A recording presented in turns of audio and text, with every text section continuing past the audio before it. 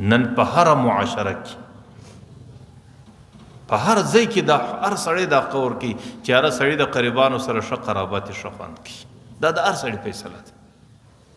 د ورور سره ښه ورورګلوي، د تربور سره ښه تربورګلوي او د قریب سره ښه زندگی دا د هر چا خوښه ده. لیکن معاشرت چې رارشوه سوې هر یو د اول سره دومره په عناد او په نفرت کې دی چې یو د اول سلام ویلو ته تیار نه دی. د هر سړي په خولې چې څومره سره قریبان دي هغومره په نفرت کې دي. د هغې وجه څه ده؟ ولې داسې کېږي؟ تاسو ګورئ د هغې بنیاد دا دی یو قریب چې د بل قریب سره احسان وکړي. په کار خدا د اسلامي طریقه خدا د چې صرف د الله د رضا دپاره وکړي. لیکن دی د الله د رضا دپاره نه کوي.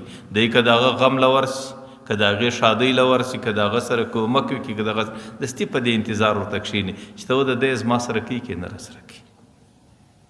زه خو د ده ښادۍ له ورلم ته د دی زما غې له راځي که نه راځي. زه خو د ده غم له ورلم ته د زما غم له راځي که نه راځي.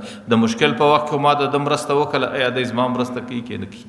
بس په دې توقع، په دې امید او په دې تمه دستي ورته ناست دی چې کله هغه د ده پر دغه توقع باندې برابر نسی بس د ده په خوله کې دستي شکوي او شکایتونه پیدا سي. او چې کله شکوي او شکایتونه پیدا سول چې هغه څه یې کړي دي هغه هم د الله دپاره نه دي کړي، هغې هم بې برخې سو، د هغې ثواب هم د لاسه ځینې ووتې. او چې هغه توقع هغه امید د قریبه سفره نه سولو د هغې سره سره شکوي او شکایتونه شروع سولو.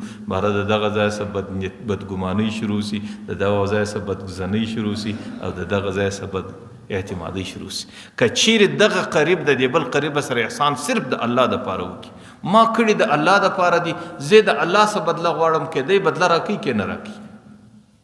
بیا که دی بدله راکړي زه به ډېر خوشحاله سم، ځکه ما هسې هم دا تمه نه وله چې دی به راکړي. او که دی د دې عوض و بدله ما ته رانه کړي زما په زړه کې هېڅ ګیله نه پیدا کېږي، ځکه زه د اوله سره زه په دې نیت نه یم ورته کښېنستلی.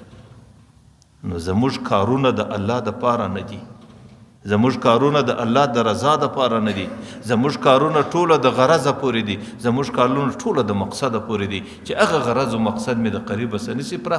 باره پر هر څه چې مې کړي دي پر هغه باندې دستي د قریب غیبتونه شروع کړم. د الله د طرفه چې کوم رحم دی، د الله د طرفه چې کوم اجر و مزدوري دی، د هغې سم بیا برخې پاته سم او د هغه رقم چې قریب و کوم قرابت یې هم د دستي د نفرتو ډک سي.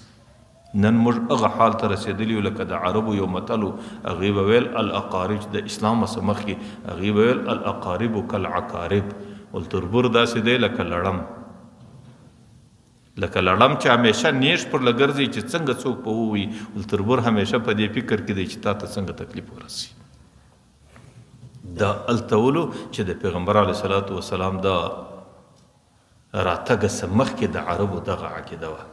لیکن پیغمبر علیه صلات وسلام چې رالی هغې دستي دا ټاپه پر ولګوله ولا يدخل الجنة قاطع، چې کم سړی د قریبانو سره قرابت نه کوي هغې الله په جنت کې نه اچي. سل من قطعک، چې د وسیله رحمي در سره ومشتوله ته ورسره کوه. واعفو عمن ظلمک، دا د اسلام خاصیت دی چې د ظلم در سره وکړي ته معافي ورته وکړه. او وحسن من اساء الیک، چې د بد در سره وکړو ته ښه ورسره وکړه. دا د پیغمبر اخلاق دي. نیکی بر نیکی کار زنان است، چې د ښه در سره وکړو چې ته ښه ورسره کوې، دا د زنانو خوی دی. زنانې سره چې څوک ښه وکړي نو دا ښه ورسره کوي. نیکی بر بدی کار مردان است، چې د بد در سره وکړو ته ښه ورسره وکړه، د نارینهو خوی دغه وي.